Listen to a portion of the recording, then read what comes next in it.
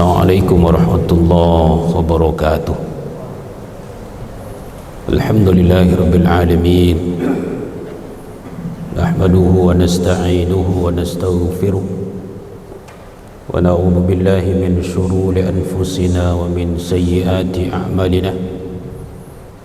Man yahdihillahu fala mudilla lahu wa man yudlilhu fala hadiya lahu.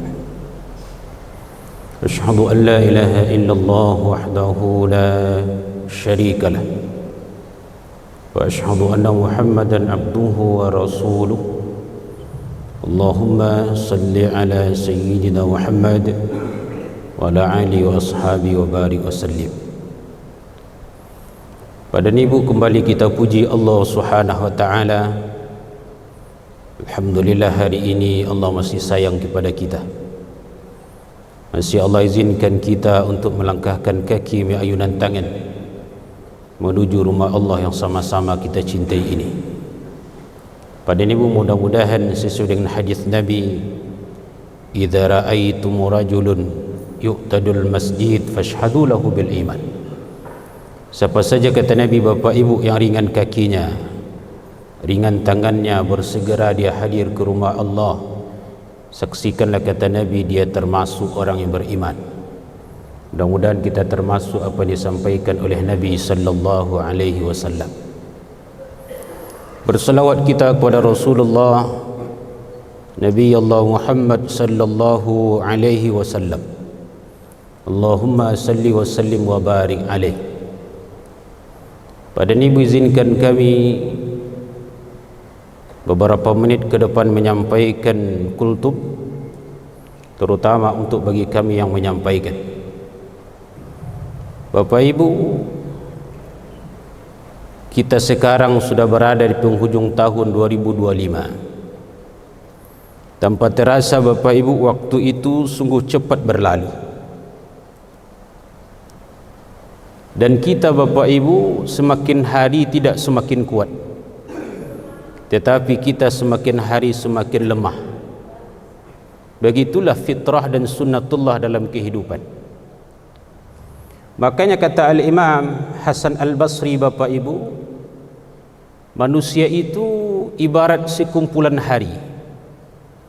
Maka hari-hari berlalu Bapak Ibu, berarti kalau menurut pandangan kita bertambah umur, tetapi menurut kalender Allah berkurang jatah umur kita di hadapan Allah Subhanahu wa taala. Dan kita yakin dan percaya Bapak Ibu bahwa kehidupan dunia ini hanya tempat persinggahan sementara saja bagi kita. Kita tidak akan kekal abadi di sini Bapak Ibu. Kalau dahulu kita di alam ruh 50.000 tahun yang lamanya, kemudian singgah pula kita sebentar dahulu di alam rahim ibu kita 9 bulan 10 hari. Dan sekarang Bapak Ibu kita berada di terminal ketiga kehidupan dunia. Maka kehidupan dunia Bapak Ibu Allah bentangkan dengan seindah-indahnya. Maka sesuai dengan firman Allah Bapak Ibu, zuyyina lin-nasi hubbus syahawati minan nisa'i wal banin wal qanatiril muqantarah minadh dhahabi wal fiddah wal khayl musawwamah wal an'am wal harath. Ini kehidupan dunia Bapak Ibu. Allah hiasi dengan yang indah-indah. Anak, Pak, siapa yang tak sayang kepada anak Bapak Ibu? Perempuan, harta benda, sawah ladang. Kalaulah Allah bahasakan kalaulah Allah bahasakan dengan kuda ternak. Tetapi hari ini Bapak Ibu kendaraan mewah, orang menyukainya. Itulah kehidupan dunia Allah hiasi. Bapak Ibu yang berbahagia, maka sekumpulan hari. Dan ternyata Bapak Ibu yang mengendarai kita, kata Al-Imam Hasan Al-Basri, bukan mobil mewah, bukan kendaraan mewah yang kita pakai, Pak. Tetapi kata Al-Imam Hasan Al-Basri, yang mengendarai kalian adalah dua saja. Apa kata Al-Imam Hasan Al-Basri Bapak Ibu? Siang, malam. Beliau tidak menyebut mobil, Pak. Beliau tidak menyebut kendaraan yang mewah.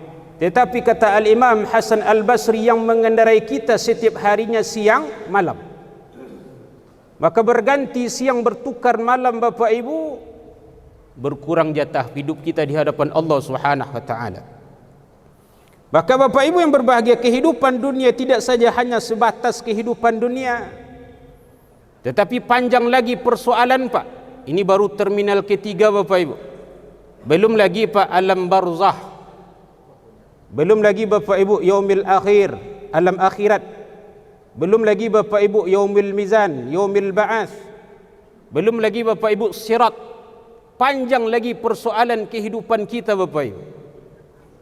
Maka kalaulah hari ini Bapak Ibu orang-orang menghalalkan segala cara untuk kehidupan dunia, maka kata Nabi sallallahu alaihi wasallam mereka tertipu Pak.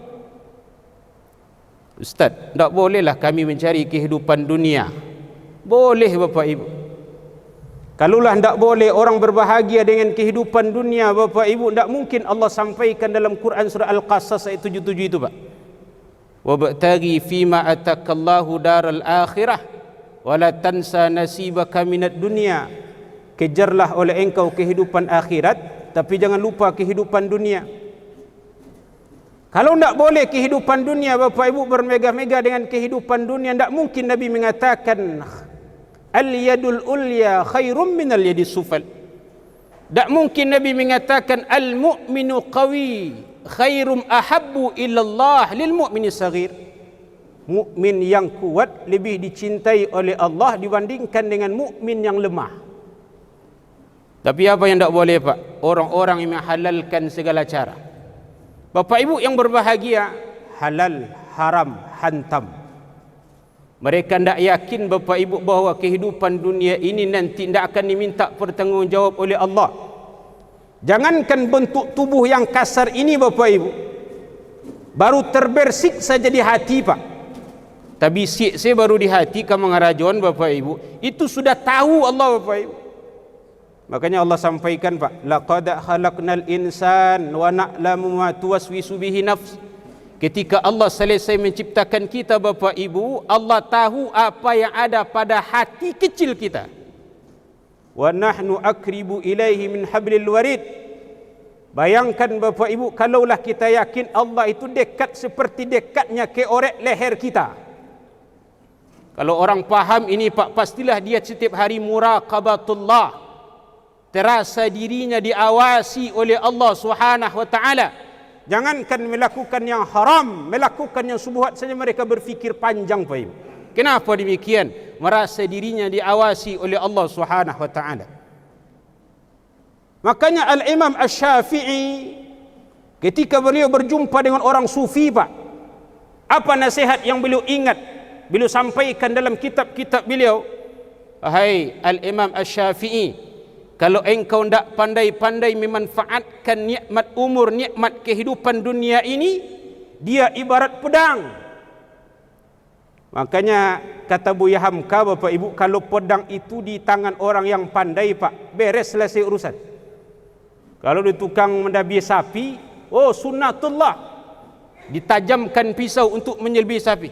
Tapi kalau dengan tangan orang-orang yang tidak pada tempatnya Bapak Ibu, maka pedang tadi Pak akan digunakan sesuatu yang mudarat atas dirinya. Maka begitu pula dengan kehidupan dunia. Kata ulama sufi kepada Imam Syafi'i, kalau engkau pandai memanfaatkan nikmat hidup, nikmat kehidupan dunia, maka dialah nanti akan menyelamatkan kita di hadapan Allah Subhanahu wa taala. Maka Bapak Ibu, orang-orang yang tidak pandai mempergunakan nikmat kehidupan ini Bapak Ibu, maka kata Al-Imam Ibnu Qayyim, maka dia lebih kejam daripada kematian. Bagaimana tidak Pak, kalau kematian itu hanya memisahkan kita dengan kehidupan dunia ini saja. Tapi kalau orang tidak berfikir dia dengan sunnatullah kehidupan dunia, tidak berpedoman dia kepada Al-Quran Bapak Ibu, apa yang dikatakan oleh Nabi sallallahu alaihi wasallam, maka tidak saja memutuskan dia dengan kehidupan dunia, tapi memutuskan dia dengan kehidupan alam akhiratnya, dengan kehidupan dengan Allah itu sendiri Bapak Ibu yang berbahagia. Maka Bapak Ibu, maka di penghujung tahun ini kita merenung, tidak ada satu pun yang terliput di hadapan Allah. Makanya Allah sampaikan Bapak Ibu, ma yalfidhu min qaulin illa ladaihi raqibun atid. Tidak ada satu pun Bapak Ibu yang terliput di hadapan Allah kecuali dicatat oleh malaikat rakib dan atid. Maka bahasa yang indah Pak, suatu hari Fudail Iyad, kalau kita searching di internet Bapak Ibu, bertemu kita dengan kisah Fudail Iyad. Siapa Fudail Iyad Bapak Ibu? Salah satunya gurunya Imam Asy-Syafi'i. Kalau di masa mudanya Bapak Ibu Fudail Iyad, tidak ada orang satu pun yang ditakutkan oleh Fudail. Jangankan mendekat dengan Fudail Pak, melihat wajah Fudail, mendengar nama Fudail saja orang terkencing-kencing lari. Begitu takutnya orang dengan Fudail Iyad. Tapi ketika hidayah datang kepada Fudail Bapak Ibu, suatu hari dia ingin merampok rumah seorang gadis. Sampai dia di dalam rumah Bapak Ibu, mendengarlah dia seorang gadis itu membaca surah Al-Hadid. Alam ya'ninil ladzina amanu an tahsha'a qulubuhum li dzikrillah. Seakan-akan Bapak Ibu gemetar badan Fudail. Bagaimana tidak gemetar badan Fudail Pak? Ketika dia melakukan sesuatu yang haram, mendengar ayat itu Pak. Kebetulan Fudail ini Bapak Ibu paham mengerti dia dengan Al-Quran Pak. Alam ya'ninil ladzina amanu an tahsha'a qulubuhum li dzikrillah. Wahai Fudail, kapan lagi engkau akan tunduk dan patuh kepada Allah? Dalam keadaan seperti itu Pak, jatuh Fudail ke bawah dari rumah itu Bapak Ibu. Apa kata Fudail? Ya Rabb, hari ini Fudail sudah kembali kepadamu. Bagaimana di akhir hayat Fudail Pak Ibu? Menjadi ulama yang luar biasa, Fudail Iyad. Maka suatu hari Pak, Fudail berkata kepada seorang, wahai fulan, berapa umurmu hari ini wahai fulan? Apa jawaban orang itu? 60 tahun wahai Fudail. Apa kata Fudail? Inna lillah wa inna ilaihi raji'un. Jawaban tersenyum orang itu, betul wahai Fudail, suatu hari nanti saya akan kembali kepada Allah. Sedikit saja jawaban Fudail Bapak Ibu. Apa kata Fudail? Kalaulah engkau yakin engkau akan kembali kepada Allah, sudahkah engkau siapkan jawaban-jawaban ketika nanti Allah bertanya kepadamu? Bayangkan Pak, kalaulah hari ini Bapak Ibu datang atasan kepada kita bertanya tentang kerja kita, kalau lurus kerja kita Pak, oh bahagia bukan main bertemu. Tapi kalau pekerjaannya Bapak Ibu belok-belok, datang kepada dia menggeretek bukan main. Apalagi nanti bertemu dengan Allah. Apa kata Allah? Ditanya oleh Allah Bapak Ibu dalam hadis Nabi sallallahu alaihi wasallam, tidak beranjak kaki seorang anak Adam nanti sebelum dia dijawab beberapa pertanyaan dari Allah. Apa kata Nabi? An umrihi fima afnah fulan. Umur engkau yang 80 kemana? An ilmihi fima fa'al. Ilmu engkau yang dahulu itu, yang dikatakan orang engkau orang pintar itu, kemana engkau pergunakan fulan? An malihi min aina iktasabahu wa fima anfaqahu. Harta yang katanya engkau orang kaya dahulu itu, di mana engkau dapat dan kemana engkau pergunakan? Dan terakhir Pak Ibu menjadi renungan bagi kita, an jismihi fima ablah. Badan engkau yang kekar itu, kemana engkau pergunakan? Maka kalaulah hari itu ditanya oleh Allah Bapak Ibu, kita siapkan jawaban-jawaban ini supaya nanti kita tidak menunduk di hadapan Allah Subhanahu wa taala. Pak Ibu, terima kasih atas perhatianmu, maaf atas kekurangan. Subhanakallahumma wa bihamdika asyhadu an la ilaha illa anta astaghfiruka wa atubu ilaih. Assalamualaikum warahmatullahi wabarakatuh.